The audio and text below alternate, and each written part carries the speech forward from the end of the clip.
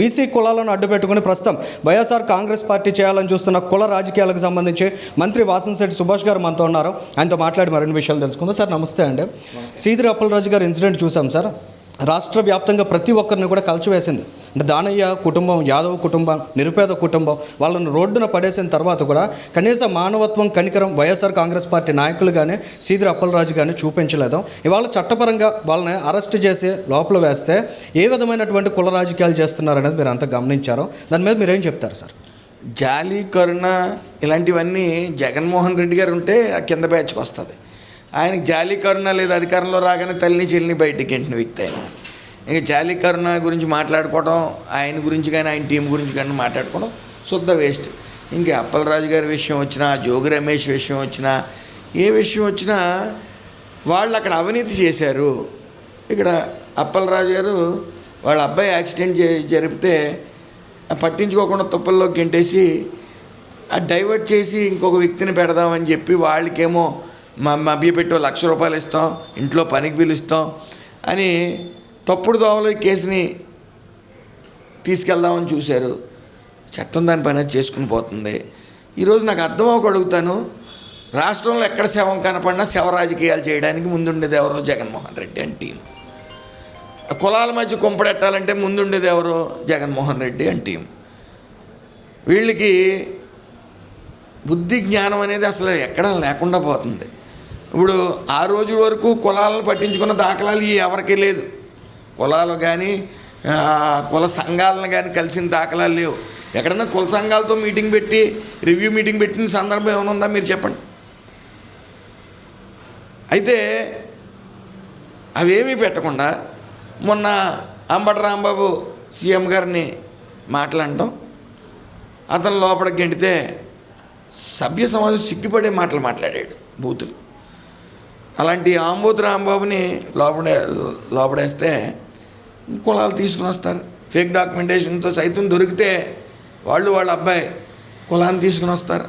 అలాగే ఈరోజు అప్పలరాజు తీసుకుని వస్తే కులాన్ని తీసుకుని వస్తారు. వీళ్ళకి సిగ్గు శరం ఉందా అని అడుగుతా ఉన్నాను. అసలు జగన్ గారు ఆయన ప్రభుత్వ హయాంలో ముఖ్యంగా బీసీలను ఎంత వేధించారో, ఎంత హింసించారు అనడానికి సెట్టిబల్జ సామాజిక వర్గం నుంచి మీరే ఒక ఉదాహరణ. ఆ రోజుల్లో మీ మీద అనేక కేసులు పెట్టారు, మిమ్మల్ని జైలు పాలు చేశారు. చాలా దారుణంగా సెట్టిబల్జ కులస్తులను కూడా ఆ రోజుల్లో హింసించారు. అటువంటి జగన్ ఇవాళ రాజకీయ కక్ష సాధింపులు, బీసీల పక్షాన అనే మాట మాట్లాడడాన్ని మీరు ఏ విధంగా చూస్తారు? 20 కేసులు 15 కేసులు పెట్టారు. ఈరోజు కులం కార్డు వాడలేదే. నాకు అన్యాయం జరిగింది, మేము కోర్టులో పోరాడతాం, ప్రజల వద్దకు వెళ్తాం, వివరిస్తామని చెప్పారు. వెళ్ళారు సమర్థవంతంగా. ప్రజలు నమ్మారు దాన్ని. అన్యాయంగా కేసులు ఇరికించారు కాబట్టే 11 సీట్లు. వీళ్ళేంటి మొత్తం వీళ్ళని అవమానిస్తే కులాన్ని అవమానించి భావించమంటారు. లేకపోతే వీళ్ళ మీద కేసులు పెడితే అన్యాయమైన కేసులు. వాళ్ళు సిగ్గుందా? బూతులు తిట్టి కులం కార్డులు వాడుకోవటం ఏంటండి? బూతులు తిట్టి వాళ్ళు ఏమైనా ఉత్తములా? అసెంబ్లీ సైతం వచ్చి బూతులు మాట్లాడిన వాళ్ళు, వీళ్ళు అవినీతి చేసి దొరికిన వాళ్ళకి సిగ్గు ఉండాలి. ఎందుకంటే ఏ సభ్యుడైనా సరే చిచ్చి అవినీతి చేసి కులాన్ని అడ్డెట్టుకున్నాడు ఏంటని చేతరించుకున్నారు. వాళ్ళు తెలియట్లే. మరి అచ్చెన్నాయుడు గారు ఆపరేషన్ చేసుకున్న వ్యక్తిని కూడా అన్యాయంగా తీసుకెళ్ళి లోపల వేశారు. అలాగే అయ్యన్న పాత్రుడు గారిని వాళ్ళ కుటుంబం సైతం ఎంత వేధించారో, ఎన్ని కేసులు పెట్టారో అందరికీ తెలుసు. అలాగే తీసుకుంటే కుల రవీంద్ర గారిని కూడా 54 రోజులు చేయని ఏ చేయని తప్పుకి లోపల వేయటం జరిగింది. అలాగే ఇలా చెప్పుకుంటా పోతే ఎంతమందినైనా ఇబ్బంది పెడతానే వెళ్ళారు. అనేక రకాల ఇబ్బందులు, ఎన్నో కేసులు. ఈరోజు ఎన్ని కేసులు ఉన్నాయండి వీళ్ళ మీద? తప్పు చేసిన, అవినీతి చేసిన కేసుని ఉపేక్షించాలంటారా? వీళ్ళు తప్పులు చేసి కులాలను అడ్డెట్టుకుంటారు, సిగ్గులేదు.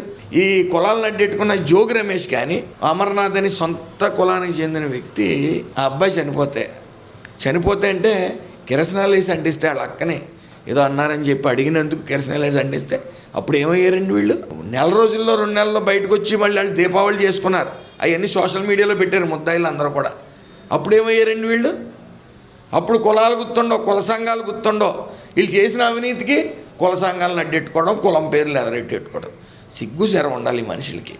వీళ్ళు ఇంకా బాగుపడరు, కులాల మధ్య కుంపటి పెట్టడానికి చూస్తారు. అలాగే మళ్ళీ సిగ్గు లేకుండా ఆగస్టు 9 ఏదో బీసీలు సభ అంట. అలా సిగ్గు శరం ఉందా? ఏం చెప్పదలుచుకున్నారు? బీసీలకి ఏం చేశారో చెప్పమనండి. ఇప్పుడు కూడా జగన్మోహన్ రెడ్డి టీం ఈ గొడ్ల పార్టీ గత 5 ఏళ్ళు ఏం చేసామో చెప్పుకోవట్లే, తర్వాత ఏం చేస్తామో చెప్పుకోవట్లే, ఇప్పుడు మాత్రం చెప్తున్నారు. మేము వస్తే రపరపా నరికేస్తాం, మేము వస్తే గుడ్ల తీసి నిలబెడతాం, ఇవే చెప్తున్నారు తప్ప గత 5 ఏళ్ళలో మేము ఇచ్చేసాం, ఈ కులానికి ఇది చేసాం, ఆ కులానికి ఇది చేసాం అని చెప్పుకునే దమ్ము ధైర్యం వాళ్ళ దగ్గర లేదు. ఎందుకంటే ఏం చేయలేదు కాబట్టి. మేము బీసీలకి ఏం చేసామనేది సభ్య సమాజం చూస్తుంది. ఇప్పుడు నేను సెటిబల్జీ సామాజిక వర్గం, మా గీత ఉప కులాలకి 10% లిక్కర్ లైసెన్స్ ఇచ్చారు, 50% రాయితీ ఇచ్చారు. సో ఆర్థికంగా మేము వెసులుబాటు ఇచ్చాం. అలాగే చేనేత భరోసా వాళ్ళకి 25,000 ఇస్తూ ఉన్నాం. అలాగే 50 ఏళ్ళకే పెన్షన్ ఇస్తూ ఉన్నాం, 4,000 రూపాయలు.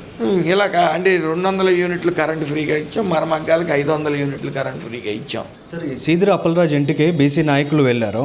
ధర్మాన ప్రసాదరావు గారు, ధర్మాన కృష్ణదాస్ గారు, అటువంటి సీనియర్ నాయకులు కూడా వెళ్ళి ఒక మనిషి ప్రాణం పోయింది, ఒక బీసీ యాదవ్ కులస్తుడి ప్రాణం కోల్పోయింది. ఆ ఇన్సిడెంట్లో వాళ్ళు అక్కడికి వెళ్ళి చక్కగా నవ్వుకుంటూ మాట్లాడుకున్నారు. వాళ్ళందరూ కూడా ఇవాళకి కూడా అసలు ఏమాత్రం కన్సర్న్ లేదు వారికి ఇష్యూ పట్ల. కానీ వాళ్ళు పదే పదే బీసీల గురించి మాట్లాడుతూ ఉన్నారు. దాని మీద ఏం చెప్తారు సార్? వాళ్ళకి సిగ్గు శరం లేదు. ఎందుకంటే ముందు వెళ్ళవలసింది ఎక్కడికి? బాధితుడి ఇంటికి వెళ్ళాలి. అసలు ఆ పేద కుటుంబం దగ్గరికి వెళ్ళి ఓదార్చి